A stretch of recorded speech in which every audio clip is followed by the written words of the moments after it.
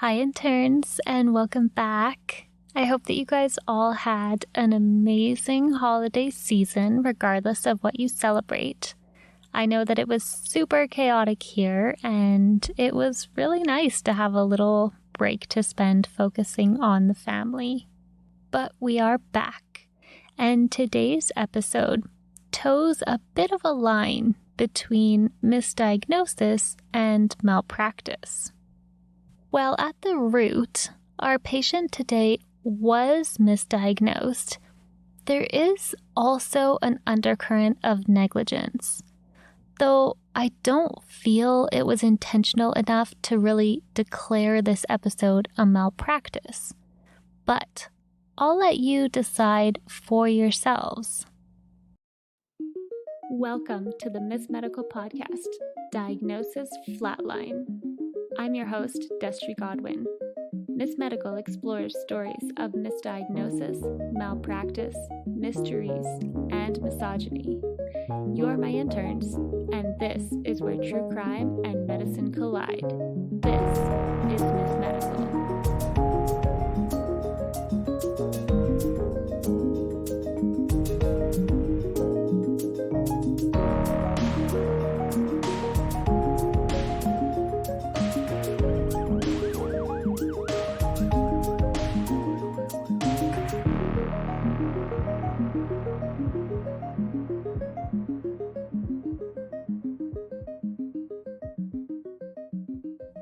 We're heading back across the pond today to Devon, England, a port city in southwest England known for its maritime heritage and quaint cobbled streets.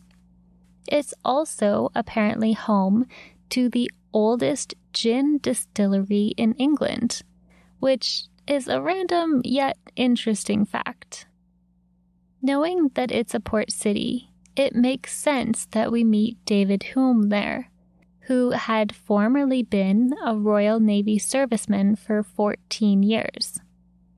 But we're not meeting him back in those days. We're meeting him in the spring of 2020, when he was a 47-year-old husband and dad of 2. He was married to Sarah, and they had been together for 19 years. Pretty impressive. They had 2 children together, Kieran, who was 19, and Joe, who was 13. Sarah also had children from a previous relationship, so they certainly were a busy family, but also full of love. David had wanted to branch out and create something of his own after leaving the Navy. And in 2020, he was working as a director for a network cabling company. He wanted to create a legacy that would give his children a place for secure employment when they got older, should they so choose, of course, and lay that foundation for generational stability. David was generally a healthy and active person. I'm sure there was a lot of influence there from his history in the Navy, and probably from raising teenage boys. He didn't have perfect health, though, although really, who does? In 2014, he had been diagnosed with sarcoidosis. Now, don't worry if you don't know what that is, because I'm going to break it down for you. Sarcoidosis is a fairly rare disorder, and while it has been known to run in families, we aren't actually sure the cause of it. It seems some people can genetically be more likely to develop it, but a large amount of people will still develop it anyway with no genetic link or family history. Since it is autoimmune in nature, there are theories that various bacterial or even viral infections might trigger it. Sarcoidosis causes the immune system to kick into high gear, which is a common hallmark of autoimmune disorders, and you produce clusters of inflamed tissue, which medically are referred to as granulomas. These can form in many organs within the body, but the lungs and the lymph nodes are the most common places that you would find them. These granulomas are made up of inflammatory cells, which, of course, leads to inflammation. Symptoms-wise, it's not always the easiest disease to pinpoint because many people actually have no symptoms or symptoms that seem to appear in waves during a flare-up. And the symptoms that do show up aren't exactly waving a sarcoidosis flag. Commonly, people will experience fatigue, swollen lymph nodes, weight loss, and pain or swelling in the joints. Now, pause this for just a second and think of every other disease, virus, or condition that may cause these symptoms. I'm not going to hold my breath because the list is long.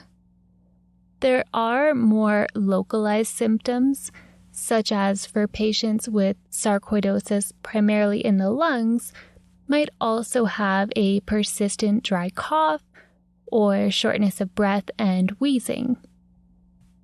It can also cause skin rashes, like red or reddish purple little bumps, skin lesions, discolored areas of the skin, or nodules, which are kind of just little growths under the skin. Sarcoidosis on its own is not generally a life-threatening illness, as the real risk of it happens from the damage that can happen to the affected organs. There are medications that can help reduce the severity of flare-ups, which will obviously help prevent severe organ damage. And while we don't have a cure for it, for many people, it will actually sometimes just go away on its own. So for David, he certainly did his best to stay healthy and active, which in itself is thought to also help reduce the flare-ups. Naturally, when David fell extremely ill in June of 2020, he headed to the University Hospital's Plymouth NHS Trust. And this wasn't just a bad flu. David had reached the point of having septic-type symptoms, despite having been on antibiotics. If you've listened to previous episodes, namely the Carol Proto case, you're familiar with how quickly sepsis can become life-threatening.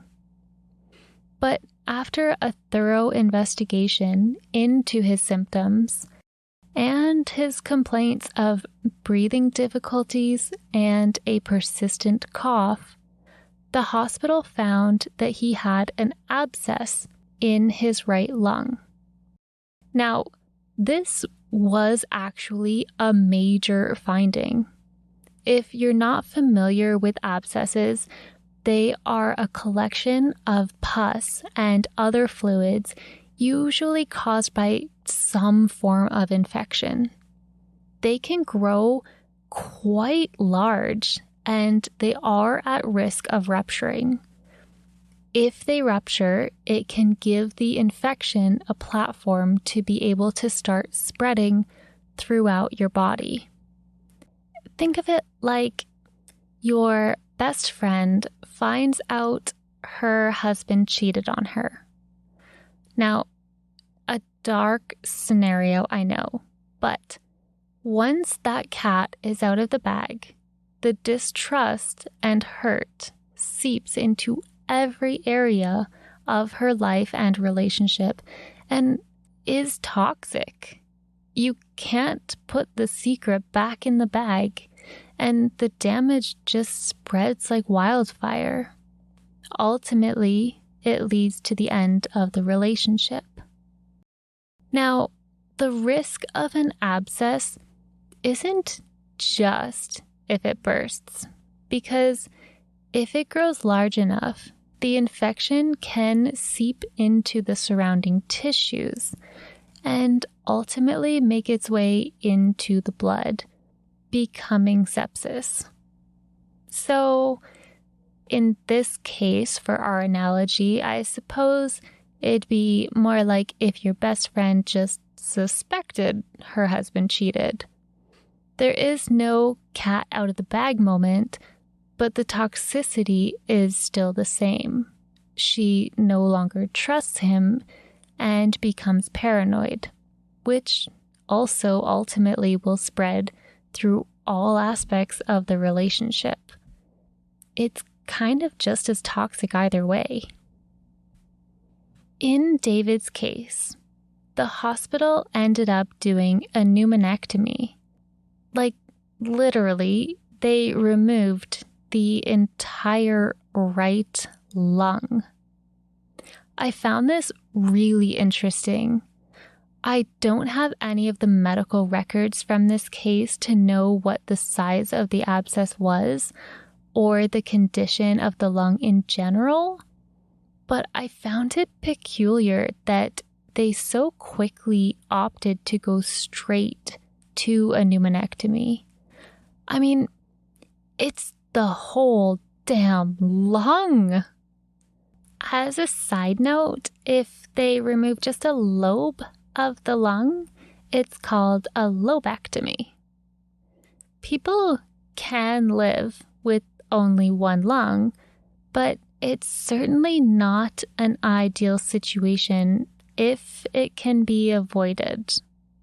Over time, the remaining lung will increase its capacity, and the diaphragm will actually shift to help fill up the empty space in the chest. Terrifyingly, the first pneumonectomy was successfully completed all the way back in 1895. I mean, this is around the time that electricity was first becoming mainstream accessible.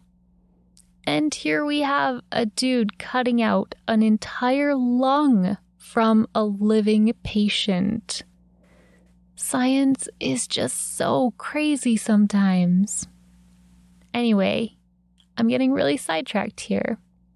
After the lung was removed, it was sent to pathology to study the tissue.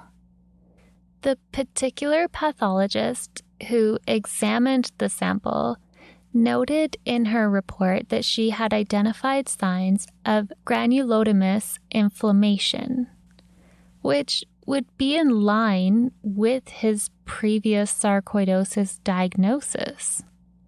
She also noted that due to the high levels of inflammation, it was extremely difficult to examine the samples, but that based on the clinical history of the patient, David, she felt confident that it was sarcoidosis and not any form of a malignant infection or disease.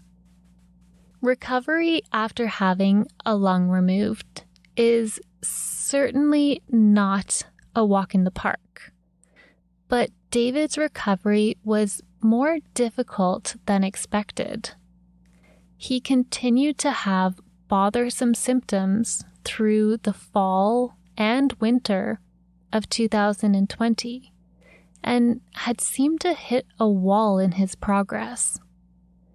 By January of 2021, he ended up visiting a different hospital, the Royal Brompton Hospital in London, which is quite a journey from the Plymouth area. I'm not sure what took him all the way to London, but he met with a doctor there who went over his medical history and symptoms. A consultant pathologist at the London hospital ended up reaching out to the Derriford Hospital over concerns of David's condition, which they referred to as a change in his clinical status, and requested a reassessment and second opinion of the original tissue sample that had been removed 7 months prior. And that reassessment changed everything. David was diagnosed with high-grade B-cell lymphoma. This is an aggressive type of non-Hodgkin lymphoma.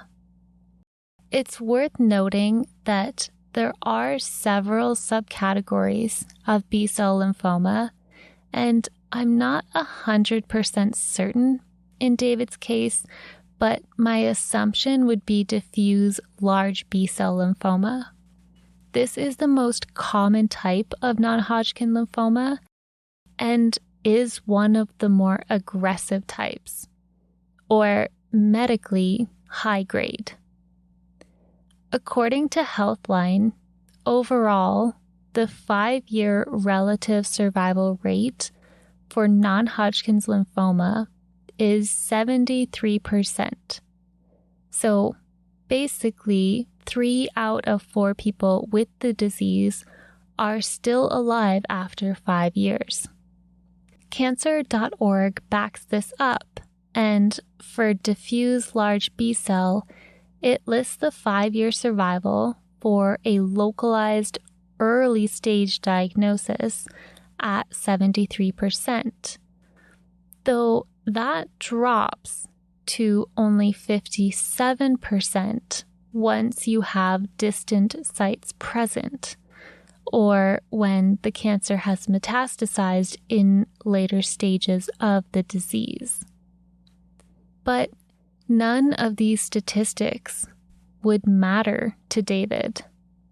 He began treatment immediately, but he passed away on March 6th, 2021, only a month after his diagnosis. There was an inquest launched to try and understand how David had been so gravely misdiagnosed. The original pathologist who made the diagnosis of sarcoidosis gave an alarming statement that really highlights the risk of understaffing in the medical field. She said that upon examining the sample, which was difficult to make a diagnostic decision on, that she did not seek a second opinion because she feared her coworker was too overworked. She said the only colleague who was available to provide a second opinion had recently moved to part-time hours and had work, quote, up to the ceiling, end quote. She didn't want to burden them with additional workload, so even though she couldn't make a definitive decision from the sample alone, she relied on the previous medical history to rule out cancer. There is a saying in medicine that goes something like, if you hear hoofbeats, think horses, not zebras. Or zebras, I suppose. Meaning, look to the most likely diagnosis. With David's history, sarcoidosis certainly seemed like horse hooves. The inquest ultimately found that staffing issues and protocols contributed to the misdiagnosis, and several recommendations were made to the hospital to improve staffing, improve the ease of pathologists being able to request second opinions, and various other tracking and record-keeping improvements. But that change is too late for David. I'll leave you with the words of his wife, Sarah. Quote, "He was such a fantastic husband and dad to our boys, and to this day, I still feel myself going to speak to him and then realizing he's not here anymore. We all miss him every single day. Since he died, I feel like time has stood still for me. He was my soulmate, and I really can't imagine the rest of my life without him. I know nothing will ever bring him back, and I know reliving it all at the inquest will be tough, but I hope that it will at least provide us with the answers we need." End quote. While the changes implemented were too late for David, I hope that, if anything, it will spare lives in the future. I'm sure David and his family would hope for the same. For sources and additional show notes, follow the link in the episode summary to our website. If you'd like to see pictures related to the episodes and the Miss Medical podcast, you can find us on Instagram as Miss Medical Podcast. If you love Miss Medical and want to support the show, find us on Patreon, where you can officially join the intern team. All episodes are written by myself and aim to be as factually accurate as possible. Music is an original composition recorded and produced by Jason Chamberlain. And of course, make sure you follow the podcast on your chosen platform so you never miss an episode.